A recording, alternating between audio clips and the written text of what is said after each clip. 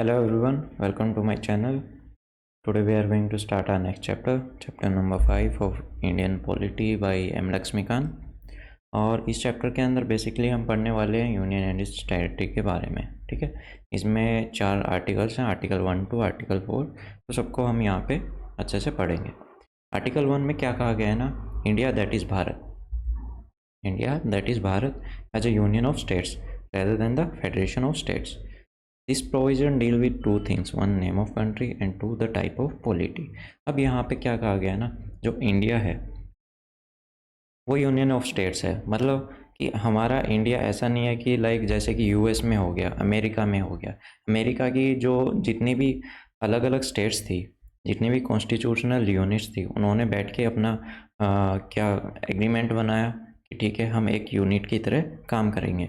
लेकिन इंडिया के मामले में ऐसा कुछ नहीं है। इंडिया ने जो अपनी फ्रीडम एक्वायर की थी वो सालों से लड़ के सभी स्टेट्स ने अपना उसके अंदर अहम रोल निभाया था। हर जाति धर्म के लोगों ने मिलकर भारत को आज़ाद कराया था। तो इस वजह से यहाँ पे ऐसा कोई एग्रीमेंट नहीं हुआ था कि सभी स्टेट मिलके एक इंडिया को या भारत को ऐसा जन्म देगी, तो वो सीन यहाँ पे नहीं था। इसीलिए इंडिया को as a union of states बोला जाता है rather than federation of states. और यहाँ पे जो ये यूनियन ऑफ स्टेट्स है या फिर इंडिया दैट इज़ भारत, ये बेसिकली दो चीज़ों को दर्शाता है। एक तो भारत का नाम आर्टिकल 1 के अंदर, ठीक है, और दूसरी यहाँ की पॉलिटी कैसी है। तो नाम को लेके भी स्टार्टिंग में कॉन्स्टिट्यूएंट असेंबली के अंदर काफ़ी बहस हुई थी कि कई लोग चाहते थे कि इंडिया का नाम जो ट्रेडिशनल नाम रखा जाए लाइक भारत, और जो मॉडर्न नेम जो काफ़ी दूसरे लोग थे वो चाहते थे कि इंडिया का नाम है ना थोड़ा सा मॉडर्न नाम रखा जाए लाइक इंडिया हो गया। फिर यहाँ पे कॉन्स्टिट्यूएंट असेंबली ने इन दोनों को अडोप्ट कर लिया, ठीक है, इनका मिक्स अडोप्ट कर लिया, देख India that is Bharat. Secondly, the country is described as a union, although its constitution is federal in structure. देखो इंडिया का कॉन्स्टिट्यूशन क्या है, फेडरल है। यहाँ पे डिवीज़न ऑफ पावर है, सेंटर के पास अपनी अलग पावर्स हैं और स्टेट गवर्नमेंट के पास अपनी पावर है। लेकिन इसका मतलब ये नहीं है कि सेंटर के स्टेट्स के पास इतनी पावर है कि वो देश से अपना अलग होके इंडिपेंडेंटली एक नई कंट्री की तरह या फिर इंडिया से अलग हो सके, इतनी पावर उसके पास नहीं है। इसीलिए इंडिया को यूनियन ऑफ स्टेट्स बोला जाता है। ठीक है, यहाँ पे 3 आर्टिकल्स के बारे में बात की गई है। एक तो ये हमने पढ़ ही लिया कि आर्टिकल 1 में इंडिया दैट इज़ भारत, ठीक है, इंडिया को भारत के नाम से भी जाना जाता है, और जो इंडिया है वो as a union of state work करता है rather than federation of states. ठीक है, अब बात करते हैं टेरिटरी ऑफ इंडियन। तो यहाँ पे क्या है ना, आर्टिकल 1 क्या डिस्क्राइब करता है, टेरिटरी ऑफ इंडिया। इंडिया की टेरिटरी कौन सी है, टेरिटरी ऑफ स्टेट्स कौन सी है, यूनियन टेरिटरी क्या है, territory that may be acquired by the government of India at any time. इन 3 चीज़ों के बारे में यहाँ पे बात किया गया है। अभी क्या है ना, the name of states and union territory and their territorial extent are mention in first schedule of constitution. जो कॉन्स्टिट्यूशन का फर्स्ट स्केड्यूल है उसके अंदर इन सब के बारे में डिस्क्राइब किया गया है कि इंडियन टेरिटरीज कौन सी है, उसकी यूनियन टेरिटरी कौन सी है ना। एट प्रेजेंट अभी के टाइम पे 28 स्टेट्स हैं भारत के अंदर और 8 यूनियन टेरिटरी है। और the provision of the constitution pertaining to the states are applicable to all the states as in a same manner. अब क्या है ना, जितने भी जो भी एक स्टेट को पावर है, जो भी उसको फैसिलिटीज़ दी गई हैं, वही फैसिलिटीज़ बाकी सभी स्टेट्स को दी गई है। ऐसा नहीं है कि किसी स्टेट्स के साथ अलग से बर्ताव किया जाए, एक्सेप्ट इन 5th और 6th स्केड्यूल। ठीक है, जो पार्ट 21 के अंदर कुछ स्टेट्स हैं जिनको थोड़े से स्पेशल स्टेटस दिए गए, क्योंकि जो उनकी जियोग्राफिकल लोकेशन है वो इंडिया की जो बाकी अदर स्टेट्स हैं उनके मुकाबले देखा जाए तो काफ़ी अलग है।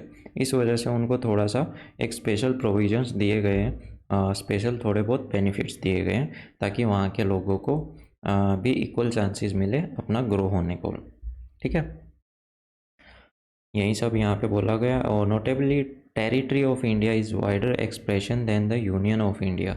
अब यहाँ पे जो टेरिटरी ऑफ इंडिया है ये जो वर्ड है ना, इसका जो एक्सप्रेशन है या फिर इसका जो मीनिंग है वो काफ़ी बड़ा है यूनियन ऑफ इंडिया के मुकाबले, क्योंकि यूनियन ऑफ इंडिया के अंदर क्या आती हैं, केवल स्टेट्स आती हैं। लेकिन जब बात करते हैं टेरिटरी ऑफ इंडिया की, तो यहाँ पे अकेली स्टेट्स नहीं, यहाँ पे स्टेट्स भी आती है, यूनियन टेरिटरी भी आती हैं, जहाँ पे यूनियन टेरिटरी के अंदर किसका डायरेक्ट सेंट्रल गवर्नमेंट का कंट्रोल होता है, वही गवर्नमेंट चलाती है। ठीक है, स्टेट्स के अंदर स्टेट गवर्नमेंट चलाती है, यूनियन टेरिटरी के अंदर सेंट्रल गवर्नमेंट चलाती है, और जो टेरिटरी कभी इंडिया ने एक्वायर की हुई है वो भी इसी के अंडर आती हैं। तो देखा जाए तो territory of India is a wider term than the union of states. अब आर्टिकल 2 के अंदर क्या है ना, अब आर्टिकल 2 के अंदर की बात करते हैं। ठीक है, आर्टिकल 2 के अंदर बेसिकली दिया गया है, कहाँ गया, हाँ, admits into union of states, establish a new state or such term condition as it thinks fit। अब यहाँ पे इंडिया को दो पावर मिली गई। ठीक है, आर्टिकल 2 के according, the power to admit into union of India a new state, कि भाई यूनियन ऑफ इंडिया के अंदर एक नई स्टेट को एडमिट कर लिया जाए या उसको मिला लिया जाए। लाइक मान लो कोई भी इंडियन टेरिटरी से बाहर, इंडियन बॉर्डर से बाहर कोई भी आइलैंड है मान लो, ठीक है, उस पर किसी भी कंट्री का कोई भी अपना वो नहीं है कि क्लेम नहीं है कि ये हमारा है, और वहाँ पे जाके इंडियन गवर्नमेंट अपना क्लेम कर दे कि ये एरिया हमारा है, ये बिलोंग करता है इंडिया से, तो उसको हम इंडिया के अंदर ऐसे मिला सकते हैं, एडमिट कर सकते हैं। ठीक है, as a new state. Okay, ये था फर्स्ट पावर। और दूसरा है कि इंडिया के अंदर ही हम एक नई स्टेट को एस्टेब्लिश करते हैं, भाई किसी भी स्टेट को, ठीक है, पार्ट्स के अंदर डिवाइड करके और एक नई स्टेट को इंट्रोड्यूस कर देना, ऐसा। अभी यहाँ पे क्या है ना, article 2 relates to the admission और establishment of new state that is not a part of union of India, कि भाई जो कभी इंडिया का पार्ट नहीं रही है उसको इंडिया के अंदर मिलाना।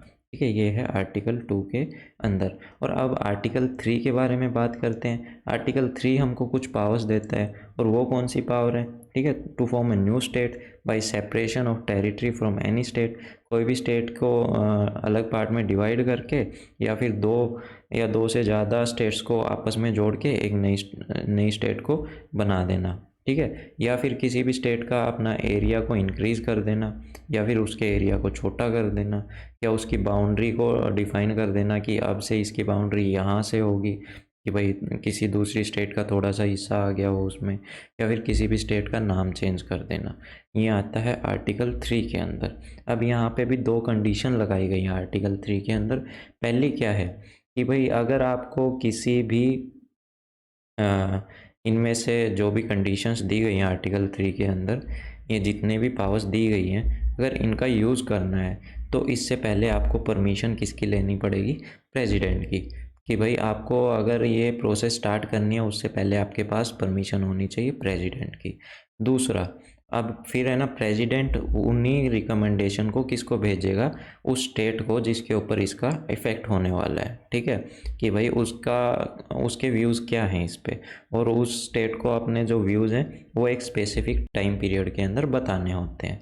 लेकिन इसके ऊपर भी क्या है ना, प्रेसिडेंट के पास पावर है कि भाई वो स्टेट लेजिस्लेचर जो भी स्टेट है उसके व्यूज़ को मान भी सकता है और उसको रिजेक्ट भी कर सकता है। तो मतलब ऐसा कोई बाउंडेशन नहीं है प्रेसिडेंट के ऊपर कि आपको उस स्टेट के व्यू मानने ही मानने पड़ेंगे, तो ऐसा कोई सीन नहीं है। ठीक है, अब बात करते हैं आर्टिकल 4 के अंदर। आर्टिकल 4 क्या डिस्क्राइब करता है कि भाई अगर आपको कोई भी नई स्टेट को इंडियन यूनियन के अंदर मिलाना है, आउटर स्टेट को, ठीक है, जो कि इंडिया का कभी हिस्सा नहीं रही है अंडर आर्टिकल 2, या फिर इंडिया के बाउंड्री के अंदर ही किसी नई स्टेट को बनाना है या उसका नाम, बाउंड्री कुछ भी चेंज करना है, तो उसके लिए आपको आर्टिकल 368 के अंदर कोई भी अमेंडमेंट करने की ज़रूरत नहीं है, ये आर्टिकल 4 हमको कहता है।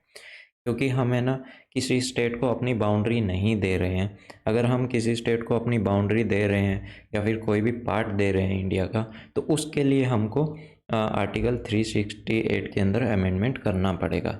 उसके बिना हम ऐसा कुछ कर नहीं सकते हैं।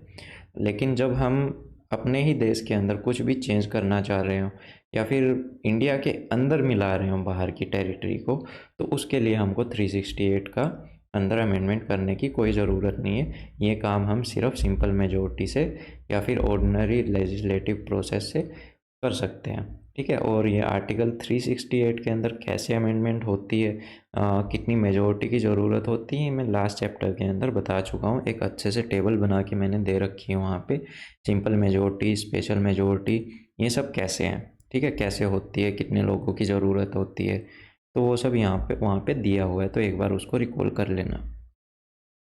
अब बात करते हैं ना कि भाई आर्टिकल 3 के अंदर हम बाउंड्री को भी चेंज कर सकते हैं, ठीक है, किसी भी स्टेट के उसका नाम को भी चेंज कर सकते हैं, उस स्टेट्स का एरिया भी छोटा कर सकते हैं। लेकिन क्या इसके अंदर हम इंडियन टेरिटरी का कुछ भी पार्ट है वो दूसरी कंट्री को दे सकते हैं या नहीं, ये क्वेश्चन एक बार उठा था। कब? जब क्या था ना, सेंट्रल गवर्नमेंट ने डिसाइड किया था कि जो बेरुबारी यूनियन स्टेट है, जो कि कहाँ पे, वेस्ट बंगाल के अंदर, तो उस टाइम पे क्या था ना, ये देखो यहाँ पे ये है, ये आज का बांग्लादेश है और ये रहा बेरुवारी यूनियन, ये छोटी सी डिस्ट्रिक्ट थी वेस्ट बंगाल के अंदर। तो ये रेड क्लिफ जो डॉक्यूमेंट बनाया गया था, जो डिवाइड करता था ईस्ट पाकिस्तान और जो वेस्ट पाकिस्तान को इंडिया से जो डिवाइड करता था, उसके अंदर जब ईस्ट पाकिस्तान की जो रेड क्लिफ लाइन है उसके अंदर इसका जिक्र नहीं था। तो इसके ऊपर बाद में पाकिस्तान क्लेम करने लग गया था कि ये हमारा हिस्सा है, लेकिन जबकि ये हिस्सा किसका था, भारत का, है ना। लेकिन उस टाइम की गवर्नमेंट भी क्या थी ना, तो गवर्नमेंट कहती कि चलो एक काम करते हैं, हम इसको 50-50 पार्ट्स के अंदर डिवाइड कर लेते हैं, आधा आप रख लो, आधा हम रख लेते हैं, ताकि इस पर कोई भी किसी भी तरह की लड़ाई वड़ाई झगड़ा वगड़ा ना हो।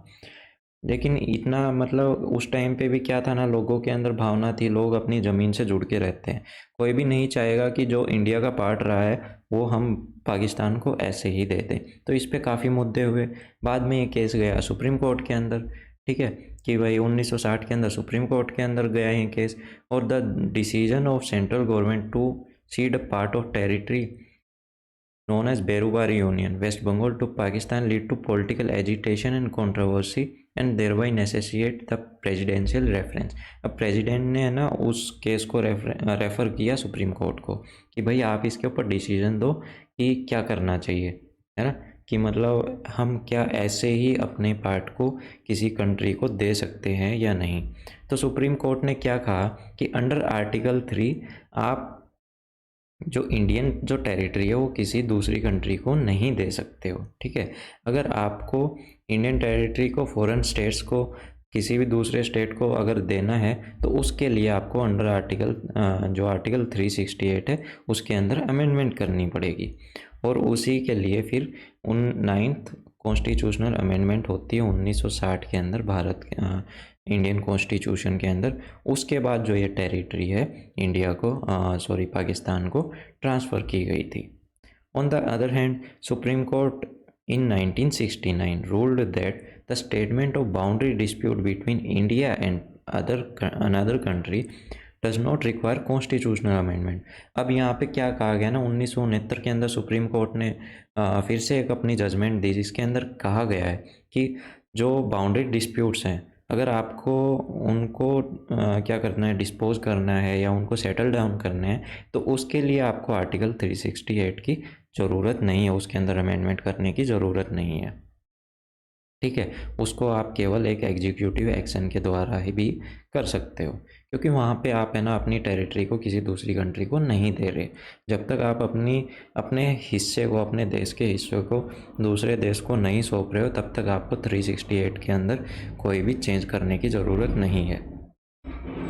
अब बात करते हैं exchange of territories with Bangladesh. अभी क्या है ना, 2005 के अंदर अमेंडमेंट हुई थी, कॉन्स्टिट्यूशनल अमेंडमेंट एक्ट, उसके अकॉर्डिंग में क्या था ना, भारत ने जो कुछ 111 जो एनक्लेव्स थी बांग्लादेश के साथ में एक्सचेंज की थी। बांग्लादेश को 111 एनक्लेव्स बांग्लादेश को इंडिया ने ट्रांसफ़र कर दी थी, और बांग्लादेश ने भारत को 51 की थी।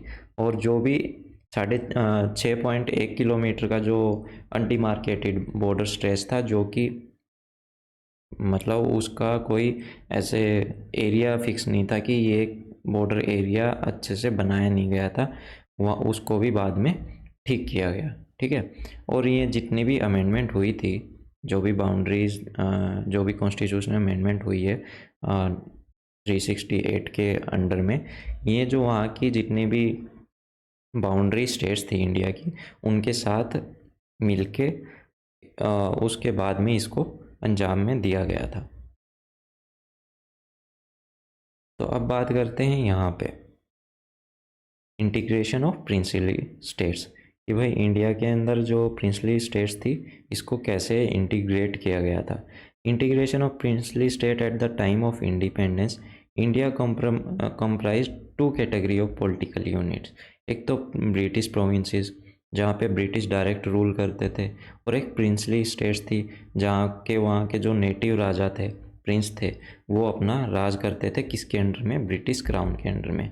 अब क्या था ना, इंडियन इंडिपेंडेंस एक्ट के अकॉर्डिंग 1947 में दो इंडिपेंडेंट देश को बनाया गया, एक तो था पाकिस्तान और एक था इंडिया। और इनको जितने भी जो ये प्रिंसली स्टेट्स थी इनको 3 ऑप्शन दिए गए। ठीक है, 3 ऑप्शन दिए गए, या तो आप इंडिया को ज्वाइन कर लो, या आप किसको ज्वाइन कर लो, पाकिस्तान को ज्वाइन कर लो, या फिर आप इंडिपेंडेंट रह लो। ठीक है, यहाँ पे दिखाता हूँ मैं आपको, कहाँ गया, हाँ, कि या तो आप इंडिया को ज्वाइन कर लो, या पाकिस्तान को ज्वाइन कर लो, या फिर इंडिपेंडेंट रह लो। अब इनमें से 552 जो स्टेट्स थी, इनमें से 549 ने इंडिया को ज्वाइन कर लिया, और बच गई 3 जिन्होंने रिफ्यूज़ कर दिया था कि हम किसी को भी ज्वाइन नहीं करेंगे, हम इंडिपेंडेंट रहेंगे। लेकिन बाद में वो भी इंडिया के अंदर ज्वाइन हो गई थी, है ना। यहाँ पे रहा इंडियन इंडिपेंडेंस एक्ट जो 1947 की थी, इन्होंने इंडिया को देश को 2 हिस्सों में बांट दिया, एक पाकिस्तान और एक इंडिया। और जितने भी प्रिंसली स्टेट्स थी इनको ऑप्शन दिए गए 3, या तो इंडिया को ज्वाइन करो, या पाकिस्तान को ज्वाइन करो, या फिर इंडिपेंडेंट रहो। 549 ने इंडिया को ज्वाइन कर लिया, 3 ने रिफ्यूज़ कर लिया, जो कि कुछ टाइम तक इंडिपेंडेंट रही, लेकिन बाद में आके इंडिया में मिल ही गई।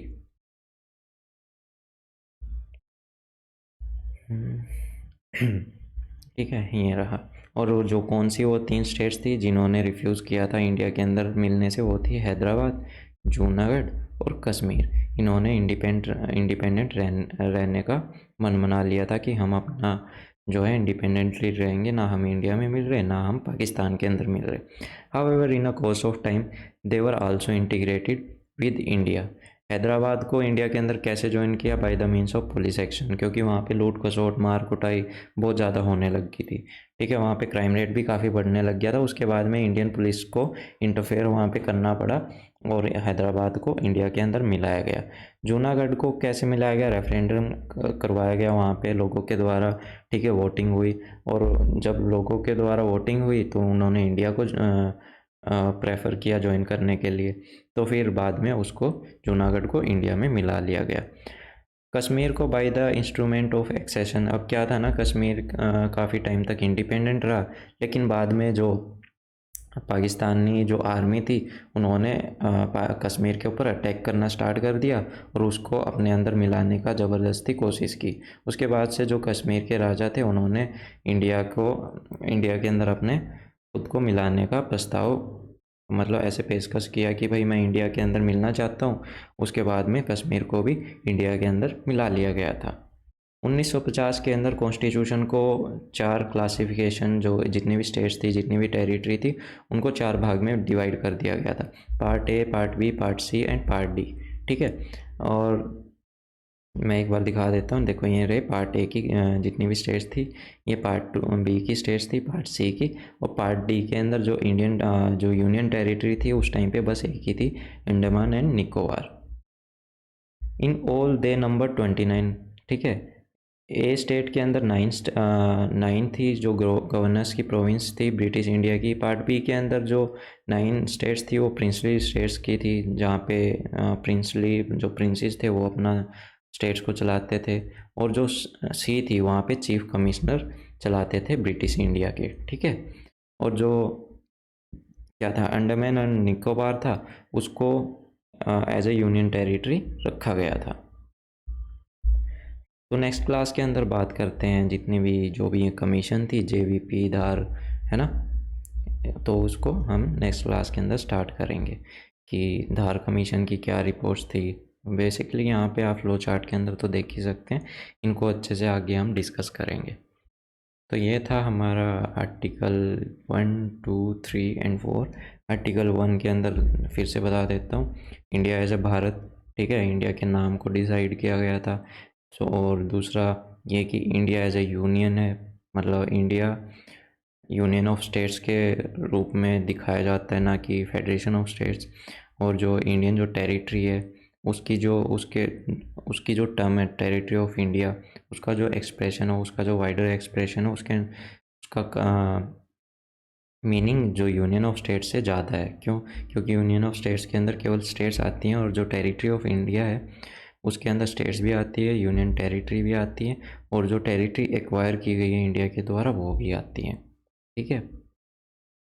और जो इंडिया आर्टिकल 2 के अंदर बाहर की हम किसी भी स्टेट को, बाहर का जो कोई भी एरिया है उसको इंडिया के अंदर मिला सकते हैं और एक नई स्टेट को एस्टेब्लिश कर सकते हैं। आर्टिकल 3 के अंदर हम किसी भी स्टेट का नाम चेंज कर सकते हैं, उसकी बाउंड्री को चेंज कर सकते हैं, उसका एरिया को कम कर सकते हैं, उसका एरिया बढ़ा भी सकते हैं, किसी भी नई स्टेट को बना भी सकते हैं किसी दूसरी स्टेट से तोड़ के, या फिर किसी दो स्टेट को जोड़ के एक नई स्टेट को बना सकते हैं, है ना ये।